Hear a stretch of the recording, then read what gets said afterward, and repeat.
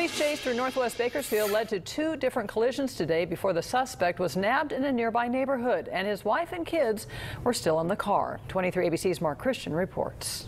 Those suspects, identified as 34-year-old Daniel Holder and 25-year-old Samantha Sains, were running from the cops with their 2-year-old and 5-year-old boys after trying to sell some farm equipment that they had stolen earlier in the day, as they struck several cars at 2 different intersections in the process. A scary situation for a few minutes there.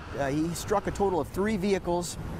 He had his wife and his 2 children in the car with him. Law enforcement called the pursuit off as the suspect hit 1 vehicle at Coffee and Hageman, but Holder continued to drive erratically.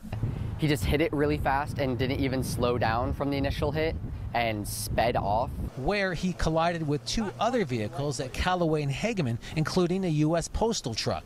The crash, it was a lot of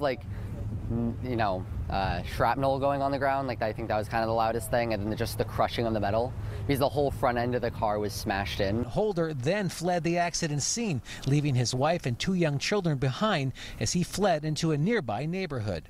At one point, he forced entry into a home in the 4000 block of Quicksilver.